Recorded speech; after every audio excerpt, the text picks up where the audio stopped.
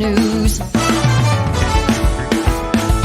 Hi, how are you? Welcome on in.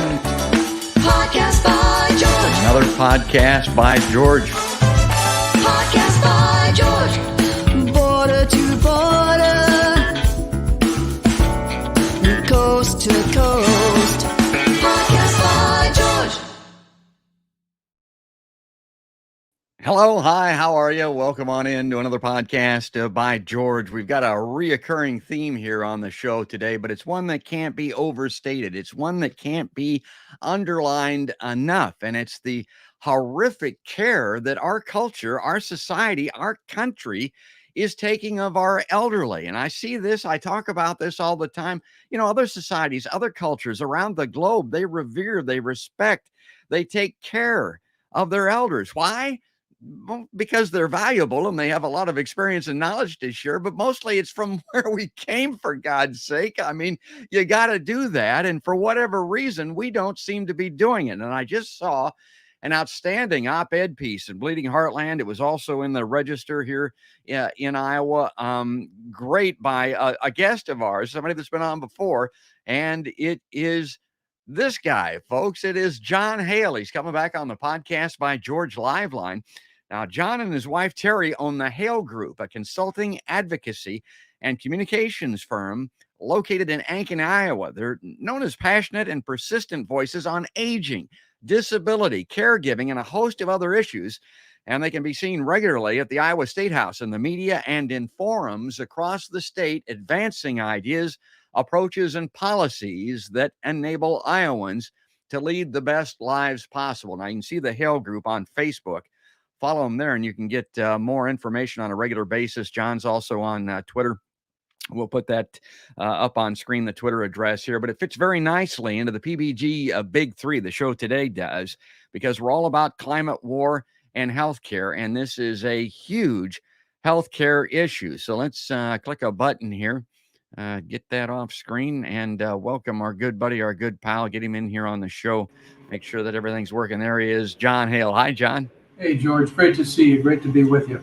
Well, thanks for fighting the good fight, folks. And I wanted to get you back on before this, but it just seems like I never got to it. And then I saw this piece in Bleeding Heartland, and it just jumped out at me. So here it is. Let's see, the crisis is becoming a catastrophe. And as I mentioned, this was also in the Des Moines Register if people want to go back and see the entire article.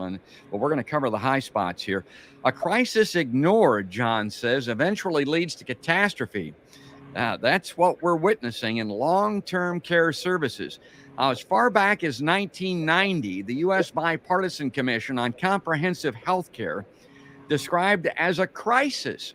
1990, the challenges the nation faced in providing long-term care services to people with disabilities and older citizens. I want to stop right here, John, because I say often on my show, you can draw a straight line back, way back, at least as far back to the primary culprit in a lot of this stuff.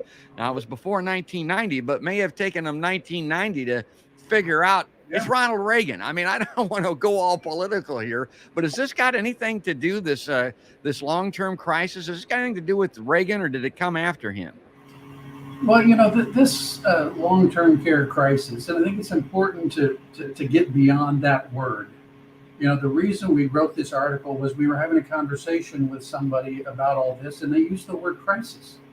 And I thought to myself, my God, we've been using the word crisis for 30, 40, 50 years to describe this. And how long can a crisis remain a crisis? Until it becomes something else. And I think what we're seeing is this has become something else. It is now a catastrophe for so many people in Iowa and across the nation. And it goes back really, George, way before Reagan. This was a demographic time bomb that was going to hit us. I think people started to talk about this, after World War II, and when people started having a lot of babies, and we had the baby boomers. People who were really visionaries looked into the future and said, my God, we're going to have a lot of folks 50, 60 years from now who are going to be in that retirement age, and all the issues and complexities that are going to come up as a result of that. So we've known it forever, but we haven't dealt with it forever. I want to ask you about that part of it. The fact that we haven't dealt with it, that we seem to look away, that we're adverse to dealing with a crisis. And by the way, the climate activists did the same thing. They went from climate crisis to climate catastrophe. They said it's no longer a crisis. We've got to put some more urgency on this. So they started to use the terminology catastrophe. And the climate issue is very similar to this issue in that. And my show might even reflect this. If you talk about it, if you put it on network television, people look away. They don't want to think about their own mortality. Oh They boy. don't think about the poor care that we're giving the elderly. They don't want to think about drafting a will. They just don't want to think about it. They don't want to get ready to get ready. Well, the same thing is true with climate. If you put a climate show on television, nobody will watch. Yet it may be the thing that I think is going to get us all, maybe within 20 years or so. Now you're fighting this fight. Do you see that? I mean, is that an issue? Oh, it's an extremely astute observation, George. Whether you're talking climate, whether you're talking gun violence, whether you're talking the issues of aging, there are so many issues that people, one, either don't want to think about, or they hear about it so often that they become numb to it. I think a good example of that is the constant drip, drip, drip, the constant news on the latest gun violence that's occurred wherever it's occurred in the United States. It occurs so often that people just tune it out. They hear it so often, they get upset about it. They don't think there's anything they can do about it, so they just choose not to think about it. And aging has been one of those things. I mean, it's damn difficult to think about getting older, and people would rather think about and talk about and get their arms around death because they know that's going to happen than they do about aging and the prospect of possibly losing their independence and becoming dependent upon somebody else. That's the fate worse than death for people. So they just don't want to think about it. They don't want to prepare for it. They want to just assume that when they roll the dice, everything's going to turn out to be fine. You know, you mentioned and I did too, the gun violence issue. The great Joe Gorton is on my show, and he's absolutely certain that people won't do anything, won't get concerned about this until it affects them directly. Yeah. Same way with this aging and this nursing home issue. It doesn't affect everyone, so it's not getting the attention it deserves. Now, again, I don't want to go all historical on the show, but if you think about the Great Depression, if you think about the New Deal, if you think about FDR, I mean, we really, in my lifetime, John, only had success in changing big issues like this with FDR and the Vietnam War. Well, why?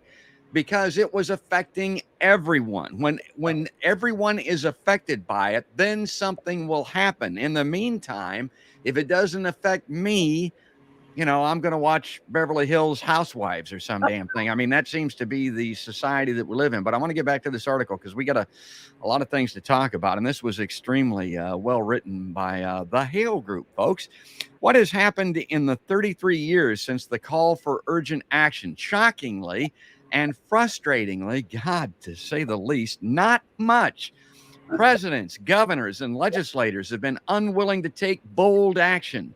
Instead, they've chosen to convene more commissions, committees, task forces, and blue ribbon panels, all of which produced similarly startling reports that ended with the same urgent call to action, and it's the action which does not come. So I gotta ask you this, John, because I was thinking about this. We got a U.S. senator in this state that's 115 years old. We got a president that's 114 years old. It seems to me like, I mean, my God. Why won't these guys and some of these gals like Feinstein, why won't they do something for God's sake? It's them. Have they looked in the mirror? I mean, what's your take on that? Why don't, I mean, that's one of the biggest criticisms of legislatures.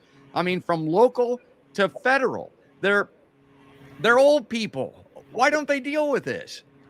Well, the old people aren't dealing with it, and the young people aren't dealing with it. And I think the reality is, George, whether we're talking about aging issues, people with disabilities, whether we're talking about guns, whether we're talking about climate, this all comes back to the realities of the political process and why people run for office and how people get reelected to office and the priority of becoming reelected rather than solving problems. people tend to avoid solving problems because they're afraid they might, my God, we might irritate somebody, or some interest group might get really upset about that. And my God, I might not stay in office forever. I think the real heroes in the political system over the years are those who say, I'm just going to do the right thing. I'm going to make the right vote. I'm going to make the right call. And if my political future is affected by it, so what? It's important to do the right thing. And I think this is raw politics, is the base reason why these problems don't get solved. I mean, there are so many interest groups. I mean, look at the state of Iowa as an example, George. There are over 1,000 nursing homes, assisted living centers, home care agencies scattered across the state in every county, in every district of a House member, every district of a senator. They know each other. They participate in activities together. They support each other when it comes campaign time. That's where the power is.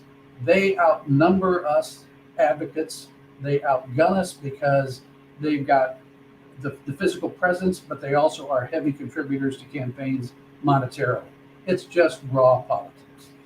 Yeah, and I'll tell you something else, and I don't like to go there, but I'm reminded of what you talked about, legislators that got in there with a mind to do something regardless of their political future. And I think most notably of AOC as an example. Well, she's done some things that are really wrong. She's denying her own district and funding the war in Ukraine and that type of thing. I mean, I disagree with AOC on so much of this, but she's a perfect example. She won't say it, but the reason that a lot of these legislators who know the right thing aren't doing it is because of Trump.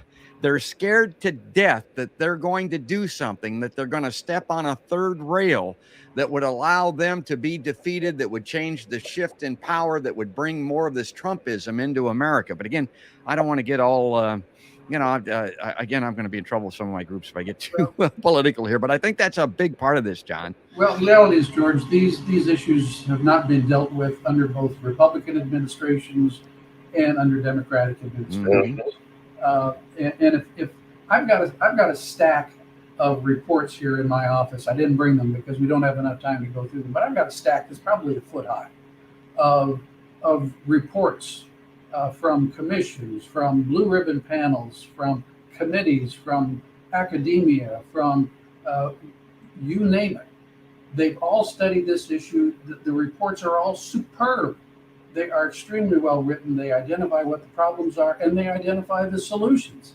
And they all end at the same damn place. That is, we got to take action. These are serious issues. We've got to take action. But sadly, those reports get prepared, they get looked at, and then they get put up on a shelf, and time goes on. It's really a difficult arena. Those of us in the advocacy world are looking for somebody in the political world who will be that champion. Yeah. Here on some of these issues. And I have to say, to Joe Biden's credit, he has tackled some issues that no other president up to the Joe Biden time has been willing to tackle.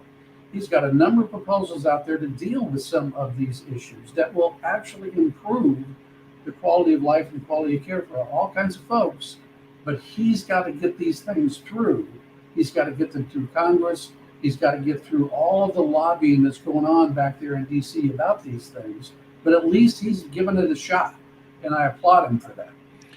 Well, the one thing that he's got to do is get by, and I just had on my show here recently, I'm reminded of his opposition to Medicare for all as an example, because we can't afford it. Don't let anybody let you be hit over the head with that red herring, folks.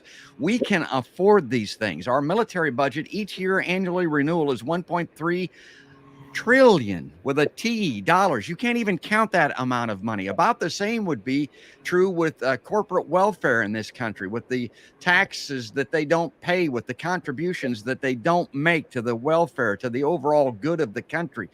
there's plenty of money under the current system available for this type of thing. And the other part of it is, if you look at the modern monetary theory people, the MMT people, they will say that it's all just phony money, and it doesn't make any. It's just a decimal on a computer. So okay, I'm going to get lost here if I keep going, because I can go all day about this kind of stuff. Now, you write that a lack of action has allowed things to only get worse. A recent report, The National Imperative to Improve Nursing Home Quality, Honoring Our Commitment to Residents, Families, and Staff, refers to nursing home care as ineffective, inefficient, fragmented, and unsustainable, pulling no punches. The report says nursing home operators, owners, regulators, and federal and state government payers are failing residents. Further evidence abounds. And now, okay, I want to mention this guy because I tried to get him on my show, and he doesn't do a lot of this type of media. So I don't know if I'm going to have any success, but John can tell you this for sure. I mean, one of the best investigative journalists that the state of Iowa has ever produced, and on this issue particularly, is the great Clark Kaufman. I mean, Laura Bellin reveres him, and he's reporting in the Iowa Capital Dispatch. Follow the Iowa Capital Dispatch, folks. On a regular basis, he reviews reports of nursing home and home care agency inspections, John says. The inspections in the past 2 years have found disturbing and, in some cases, horrendous deficiency in care, resulting in neglect, abuse, and even death of Iowans. And like I tell people on my show, every show almost, dying will ruin your day, folks. How many people today are going to tell you to have a nice day? Well, if you're dead, there's no point in telling anybody that. The nurse who tied an elderly patient into a wheelchair keeps her license. Now, this is the most recent reporting from Clark Kaufman. I wanted to get some of this on the show because this will give you a taste of what this guy is reporting on, and it is jaw-dropping. I mean, it is the kind of, I call it the muckraking kind of reporting that I really like. He goes into the weeds, and he comes out with this stuff. A nursing home caregiver who admitted tying a resident into a wheelchair with a bed sheet and who was also convicted of child endangerment can continue to practice nursing, state regulators have ruled. In January, the Iowa Board of Nursing charged Catherine Becker of Casey with being involved in the unauthorized possession of a controlled substance, excessive use of alcohol that might impair her ability to practice nursing, and committing an act that could adversely affect the welfare of a patient. According to board records, Guthrie County law enforcement executed a search warrant at Becker's home in July 2021 and found the home. This is hard to believe. And initially I didn't believe it. I thought, well, somebody's hyping up these charges, but stay with me here. In an extreme state of disarray, with dirty dishes and food remnants found in the kitchen. That could happen in anybody's kitchen. Animal excrement smeared all over the premises. I'm like, what the hell? During the search, deputies seized 3 marijuana plants and drug paraphernalia. Okay, so that's probably a marijuana and a pipe to smoke it, for God's sake. I'm not too hip with that. But anyway, and charged Becker with child endangerment for the state of her residence. Becker later pleaded guilty to the charges, according to the board. So I'm not saying here anything that she didn't admit to, which I again just find startling. But anyway, I could go on with this, but we don't have all day, John. But you might talk a little bit about Clark Kaufman and some of his reporting, what he's unearthed. Well, these kind of stories, George, just make you, I'm sitting here shaking my head. And I've heard these stories before, I've read these stories before, but every time I hear them, I just shake my head and say, my God, how do we allow this to go on? But the reality is we allow this to go on. Clark Kaufman, bless his heart, I've known him for 20 years, love the guy. He is the one, and maybe the only, well, he's certainly the only person in the state of Iowa that takes the time to dig deep into some of these reports that most people aren't aware of, first of all, and if they are aware of, don't look at. They're complicated to sort through. Clark does it, and he does it extremely well. And he continues to paint the same picture of abuse, of neglect, of people in a variety of settings, nursing homes, assisted living centers, people being served in their own homes by home care agencies. Something's fundamentally wrong here when somebody like Clark continued to write about this week after week after week, and nothing changes. The question I often ask, George, and I'll ask it of you and your listeners and viewers: what if all these folks were kids? What if these, rather than a nursing home and an older person, what if this was a child care center and a child that was being neglected or abused, or something horrible happens and a child dies? Would people just kind of sit back and say, "Oh, that's horrible," and move on, or would they say, "My God, we're going to do something about this"? I often think about. Sometimes I think we as a society are more concerned about horses and dogs, because you will Yes. see federal agencies coming in, swooping in on a dog breeder or a horse breeder and pulling their licenses and doing all kinds of things to them because they've mistreated animals. But yet mistreatment of older Iowans, people with disabilities, is just kind of accepted. I will never understand. Yeah, I use that analogy all the time. I tell people a lost dog, people will give it a home. God, that's homelessness. Yeah, I mean, you don't question the dog as to how he became homelessness and deny him a home Yeah. because of that. The same would be true if you're driving down the road and a dog gets hit by a car. People will grab that dog and take it to a veterinarian. Yeah. Well, that's Medicare for all, for God's sake. We're talking about human beings. We're talking about fellow people here. Now, I want to get to back to Clark Kaufman here, but this gets to what John was talking about here with the level of care and the employees that we're getting here, and a lot of it has to do with the fact that we don't have any employees. It's because the hiring pool is so shallow. This was out of Axios a month or two ago. Iowa's nursing home worker shortage is double the national average. What? Yeah. Nursing home worker shortages continue to plague Iowa. Brad Anderson, state director of AARP of Iowa, tells Axios why it matters. Staffing shortages can result in subpar or even neglectful care in nursing homes. And nearly 42% of Iowa facilities have a shortage of nurses and aides. That's almost the national average, about double the national average of 22%, according to the Centers for Medicaid and Medicare Services, which did the study. Now, zoom in. Rural nursing homes, and I love to talk about rural stuff. This is still in rural state, folks, are especially facing overbedding, or when the capacity for residents is too high compared to staffing, Anderson says. Rural towns lean older, think about that. Who's left behind in these rural towns? It's the older folks. It's hard to properly staff nursing homes. There's also a lack of incentive to enter the care industry, which has an average hourly rate of $16, according to AARP. Now, that's an average hourly rate nationally. I would think it could be less than that here in the state of Iowa currently. And to me, that's always the solution to any staffing issue. And it's been proven many, many times. Pay them and they'll come. I mean, that's who you'll get. You'll get workers if they're paid. And if it doesn't come from the nursing home, it needs to come from us. Again, take care of ourselves, basically. It's what I want my federal government, my state government to do, not the stuff that we're involved in, this warmongering, this denial of climate issues, all these things that you criticize the government on, all the dumb shit that we spend money on, spend it on this. But again, it's a matter of, prerogatives, John. Well, it is a matter of priorities. And the only thing I would disagree with the Axios report was, I think it said, I don't have the clip in front of me, but I think it said low staffing can result. Yeah. I would say low staffing will result. It doesn't in every case. This is not a complicated business to figure out. If you have enough staff to take care of residents, and those staff members are well trained, and those staff members stick around because they're well compensated and they feel respected in the workplace, care is going to be good.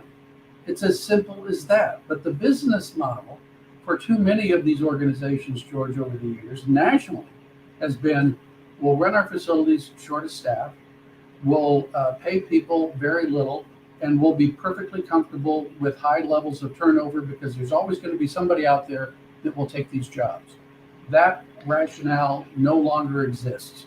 There are not people willing to take these jobs to pay $13, $14, $15 an hour to do what is really physically demanding work, which people don't stop to appreciate how physically demanding this is. I mean, we're asking people to lift other people, to move them around, huge incidents of on-the-job injuries in those people that do the work. And mentally, this job is mentally draining. You're dealing with people with all kinds of challenges, and you build relationships with these people over the years. And you know what? Every one of them dies. So it's not like a hospital where you're a nurse or an aide and you're working with somebody for 3 or 4 days and they leave and you never see them again. This long-term care arena is about building relationships with people. And you do, and you grow. The good workers develop a close relationship. They grow to love these people, and they find themselves attending a hell of a lot of funerals is what they do.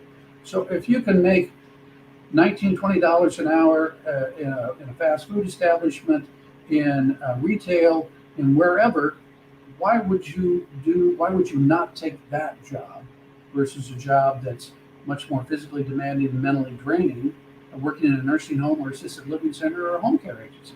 It's pretty simple to figure this out. Well, If we pay people well, if we train them well, if we treat them well, we're going to improve the care for people.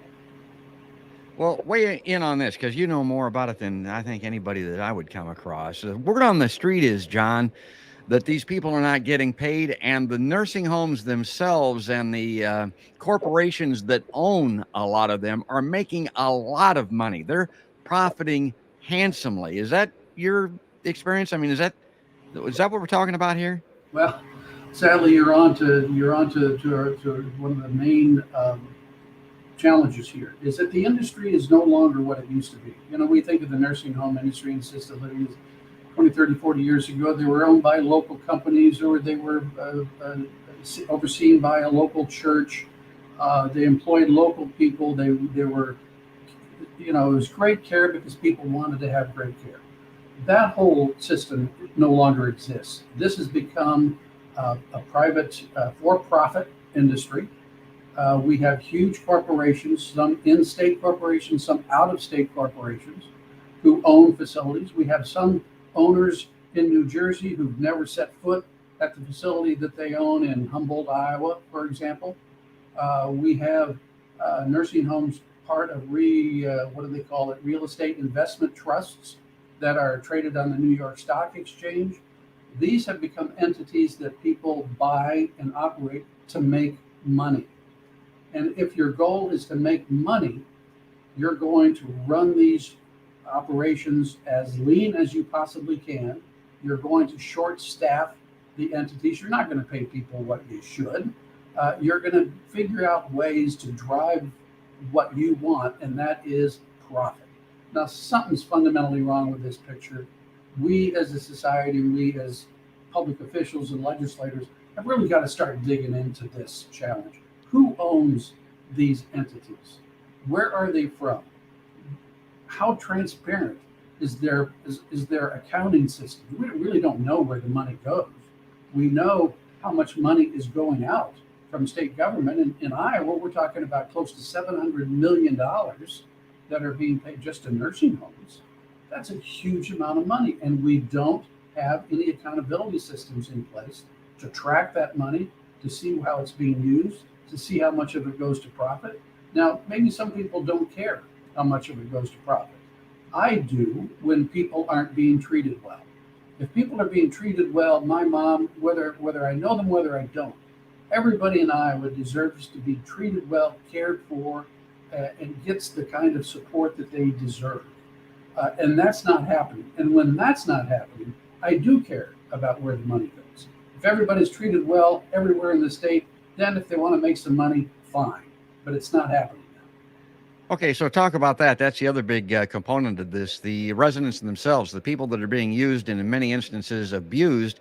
We mentioned the need for a champion, an advocate. That's what you do on an advocacy basis.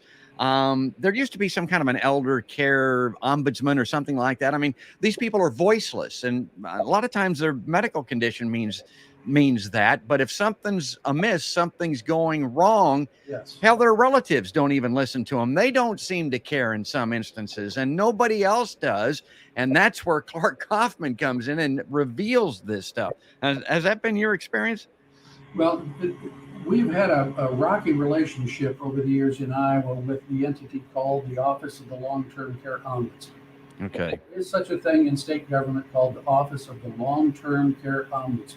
That's staffed by about, I think it's 8 or 9 people who uh, are across the state of Iowa who field complaints and concerns from residents of nursing homes and assisted living facilities. And it's their job to kind of serve as the facilitator to see what's going on and to see whether the problem can be worked out. Now, the problem is those 8 people do not in any way, shape, or form. They are not capable of performing all the things that they need to do, address all the complaints that they need to address to do this job well. They have been understaffed on a perennial basis. They've been poorly led over the years, and I'm comfortable in saying that. They've been poorly led over the years, and I'm comfortable in saying that because right now they have a person in that job who I support, who's doing a great job, who cares about residents, and she can and is making a real difference. So that Office of Long-Term Care Ombudsman is an entity that exists. If people are in a nursing home or assisted living center, they have the right to call that, to contact that entity, and to express their concern, express their complaint. The Office of Long-Term Care Ombudsman, if they can get to that in a timely manner, we'll see what they can do. But the problem is, George, a lot of people don't want to and won't contact the long-term care ombudsman because of the fear that if they complain, while things are bad now, things could always get worse. And so there's that hesitancy on the part of many, and I've known many, many people in nursing homes over the years, residents and patients, who say, I'm not getting the kind of care I want, but I'm not going to call that number. I'm not going to contact those people because while they might come out and help at this particular moment, I'm really afraid of the long-term ramifications of filing a complaint. So it's a difficult one. You know, the other part of the difficulty, and I could see this happening, it seems like if you want to get a pothole fixed out in front of your street, it takes a lifetime to get it done. Well, Yeah. it may take a lifetime for any of these issues to become resolved that you talked about through a state agency like this, but that lifetime is not very long. I mean, and so the victims no longer are going to be here. I mean, and that probably has got to play a role in it too. Well, we're going to run out of time here. Here's my, this is the what in the hell part of the show that I wanted to get to. And again, it goes to the great Clark Kaufman.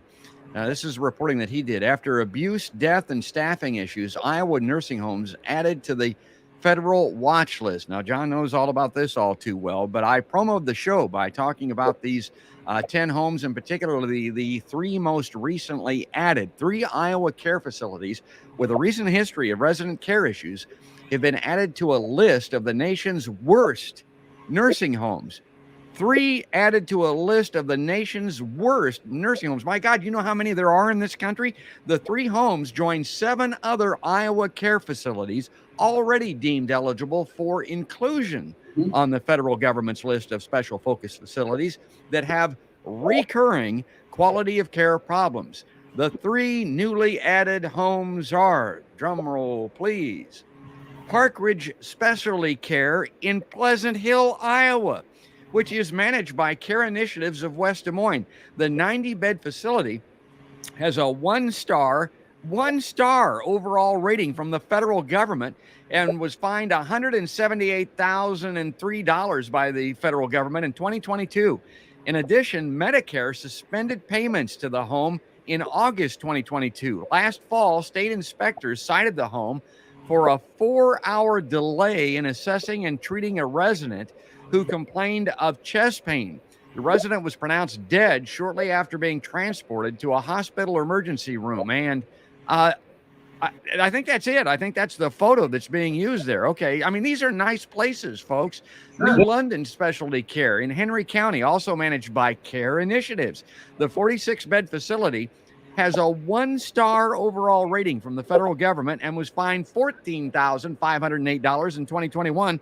In November, the home cited for 18 federal violations, including a failure to protect residents from sexual abuse. And then here's the last of the 3 here that we're starting with. Rock Rapids Healthcare in Lyon County, which is managed by Aberetta Healthcare of Florida. The 44-bed facility has a 1-star overall rating from the federal government and was fined, wow, get this, $216,869 in 2021. Now, John started off talking about where these facilities are pinching every penny and trying to maximize profits and passing it on to shareholders. And I mean, that's what they're really focused on. Think about getting a $216,000 fine. Now, they're dealing in millions of, of dollars, but still, that's a significant fine. And this listing, John, talk about this. I know you follow it. Well, if this doesn't make your blood boil, I don't know what will. Special focus facilities are, you can equate it to the worst of the worst.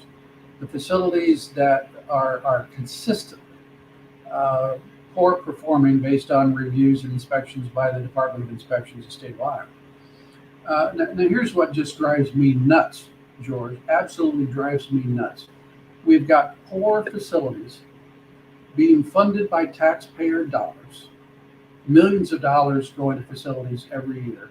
We identify that they are a consistently poorly performing facility. And our response to that as a government is to put them on a list that we'll call a special focus list, which is the worst of the worst. But we'll just continue to pay them these precious tax dollars. We'll allow their care to be poor, if not god awful. And we'll put them on this list, and we'll keep them on this list, in many cases for years, while they continue to provide extremely poor care, while we continue to funnel tax dollars to them. This, in my mind, is nuts, if not criminal. Why we have such a system in place, I don't know. I've had numerous conversations with people trying to express this is nuts. This needs to be changed. Clark Hoffman and other people who look at this say we've got many, many more facilities in Iowa that ought to be on that list, but aren't on it because we have a quota. We have a quota of 10. So those other poorly performing facilities who ought to be on the list aren't, because the law says we're going to limit it to 10. Yeah, because that really is kind of hard to understand. I did a head snap when I saw that, and we're going to get into that here very shortly. The 3 nursing homes take the place of 3 other Iowa facilities that had previously been deemed eligible for special focus status. They were Sioux City's Touchstone Healthcare Community, which closed last summer and is no longer in operation. Dunlap Specialty Care, another Care Initiatives facility, and the Ivy at Davenport, which is managed by Summit Care Corporation of California. You notice a theme there, folks? We're talking out of state, like John said. Hell, they haven't even set foot in the door in a lot of instances.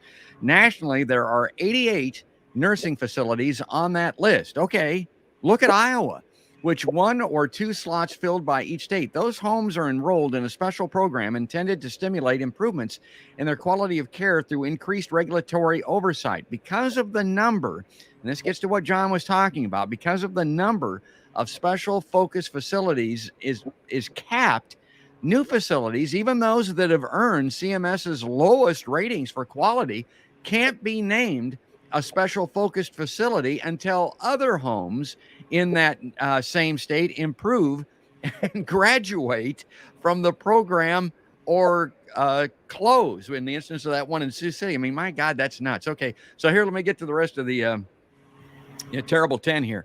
In addition to the 3 Iowa homes recently added to the federal list, 7 other Iowa care facilities continue to be listed as candidates for the special focus designation due to ongoing quality of care issues.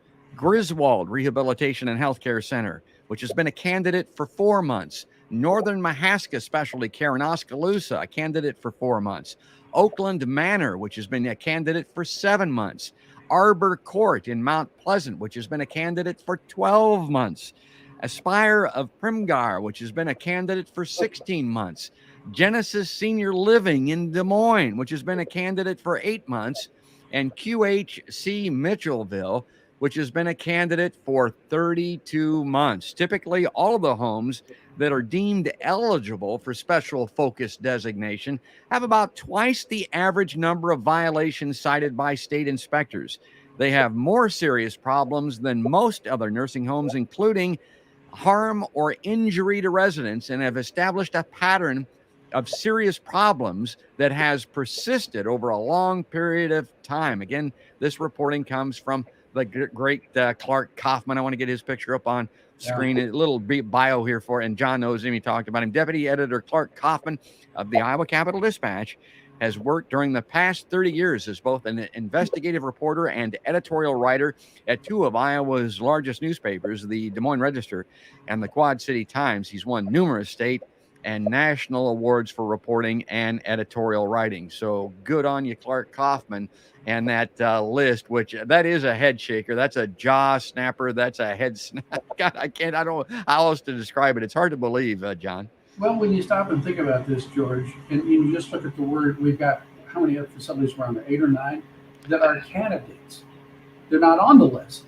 Yes. But they're candidates for the list. And the only reason they're not on the list is because there's a quota and Iowa can't put any more on the list. Yeah. So we have a facility on there, was it Mitchellville, for 32 months. Yes.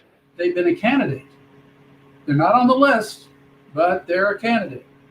Which simply says we got a lot of facilities in Iowa that are not providing anywhere near the kind of quality of care we would want for anyone, whether it be a friend, whether it be a relative, whether it be a neighbor, whether it be just be in Iowa. They are not getting the quality of care they deserve, but yet the ball just continues to roll. We just continue to pay facilities. I'm a conservative when it comes to use of tax dollars. Particularly in this context. I believe that if we're paying nursing homes, assisted living centers, home care agencies, whatever, significant amounts of taxpayer dollars, that there ought to be some results that flow from taxpayer dollars. And if the results don't flow, we ought to stop the flow of taxpayer dollars. That's my simplistic mindset on this. It doesn't seem to be complicated to me. Taxpayer dollars are precious. We're going to give them to entities to perform. If they don't perform, we'll stop giving them money. Now, maybe I'm just nuts. Maybe I'm the only person in the state of Iowa that feels that way. No. But to continue to give taxpayer dollars to entities who are not performing, who are not producing the results, who are putting some of our most fragile older Iowans, people with disabilities, and in many cases, too many cases, they're being abused and neglected, and too many of them are dying. I mean, back to your heading, what the hell? Yes, that's exactly right. And the point of it is, again, the overarching issue for me, because I'm right there with John, I'm in the same rowboat, folks. I mean, paddling away furiously, is who are we? Again, the tax dollars John wants to use for that, it's what I want my government overall to be involved in. It's what I want them doing. Take it to the state level. Do I want them doing CO2 capture pipelines? Do I want them underwriting the ethanol agency? Do I want them subsidizing CAFOs? No, I want them doing this. And the oligarchy, so to speak, they'll tell you, well, we support those other concerns, those big corporations, because once they get really well established and they're really profitable, they'll help us and help John and help these elderly people. No, that has been proven copacetically. And that's why we're talking today. That does not happen. That does not work. Let me bring this up. I got to get out of here because we're running out of time, and John's very generous with his. I want to read his last paragraph here in this brilliant op-ed piece that he wrote. And again, you can see this in Bleeding Heartland and in the Des Moines Register. John says it's time to take bold actions that provide all Iowans, all, not some, with access to high-quality, affordable services they deserve. Now, I got a little problem with access, and this goes to that Medicare issue that we talked about. I would like for this to be available free for everyone, but if people can pay for it, so be it. Access for someone that does not have the wherewithal to pay for it means free to me. 33 years of dilly-dallying, John says, have caused unnecessary suffering far too long for way too many. The crisis is becoming a catastrophe. Lawmakers serving Iowans need to step up and do what we elect them to do. Lead. If they won't, they are complicit in the unfolding tragedy. Yeah, I mean, that is a big term here. Every word means something, folks. Complicity. If you're not doing something, you're guilty. You're involved in this. You're the guy driving the getaway car as the bank gets robbed. That's what complicity is. You know what? That guy driving the getaway car, he gets charged with robbing the bank too. I mean, it's the same charge. That's what we're talking about here. And the message will be clear. The lives of vulnerable older Iowans and Iowans with disabilities just don't matter. And that's, sadly, Yeah. seems to be where we're at in a lot of respects. And as I mentioned, we're running out of time, but I want to give you last word, John, because you're good at it. I mean, you spent decades fighting this fight. Give us a close here. Wrap this up for us. Well, we got to keep fighting the fight. But the one thing I want to point out to you, George, and your viewers and listeners, these issues may not affect every Iowan right now, but these issues will. They will affect every Iowan at some point or another in their life, whether it affects them directly or whether it's a family member, whether it's a loved one, whether it's a great friend. Somebody in their life is going to be impacted by the need to get services and supports. They will lose their ability to function independently. Every Iowan is going to be impacted in one way or another, at one time or another, by these issues. So you just can't sit back and say, well, it's like guns. I don't think I'm going to get shot, or I don't think anybody I know is going to get shot. In this case, everybody's going to be impacted. So I urge everybody to get more engaged in these issues, pay more attention, care a little bit more, talk to your elected representatives, let them know that these are important issues to you, and you're going to be using them next time around when it comes to vote for that person or not vote for that person. No, that's great. And, show support, get involved, get on the front line with the Hale Group. I put your Twitter handle up here. I've got the little opening graphic here with Terry and John Hale at gmail.com. If people want to contact you directly, are those the two preferred methods for reaching the Hale Group, John? Yeah, those are great, George. And again, I so appreciate your willingness to give these issues some airtime. I appreciate the help of the Register and the Cedar Rapids Gazette and Bleeding Heartland and lots of other places around Iowa who do care about these issues and want to help us give them some attention. So kudos to you. And as you can see, we talked about a ton of issues here. We could talk about each one of these on a show. Yes. Really, really appreciate the opportunity to air some of these things out. Well, we'll circle back. You know it, because it's top of mind with me. It's at the top of the list. It is part of the big three here that I talk about all the time: climate, war, and healthcare. Folks, we're talking about care of the elderly in this country in a society that does not seem to honor and respect and care for its elderly, which is really weird. And I don't think it's got a good long-term prognosis for this nation, because Asian countries, and particularly over in Europe, that's not the case. They take care of their folks, and we need to start doing it. We need to define, understand who we are as a people, as a country. And this is a huge part of it. And it's why I do the show. So thanks for that, John. You bet, George. In order to be better and to care better, we just have to change the way we think about things. Yes. The point is well taken. These problems are solvable. Do we care enough about them to solve them? That's the bottom line. Yeah, that's great. All right, folks. And I hope you, John, we'll circle back. Thanks again for coming on the show. Great seeing you, George. Take care. Yeah, we'll be back soon. And folks, if you like seeing John Hale with the Hale Group, if you like seeing someone focus on these types of issues, which doesn't get near the coverage that it should, but that's particularly from the mainstream and right-wing media outlets in the country. That's why the patchwork quilt of left-wing media is doing a lot of this, including me. Go to podcastbygeorge.com. Subscribe, sign up on Facebook and YouTube. You can click the little badges there on my webpage. It's easy to do, easier than trying to search and find us on YouTube or Facebook as an example. But also, if you just want to get the audio downloads, if you just want to stream the audio while you're out driving around, riding your bike, jogging, whatever the case might be, go to podcastbygeorge.com and click on the badges, the icons for Stitcher, Deezer, the iHeartRadio app, Spotify, and of course, iTunes. But that's going to do it, folks. That's going to wrap it up. That's all there is, and there ain't no more. That's another podcast by George.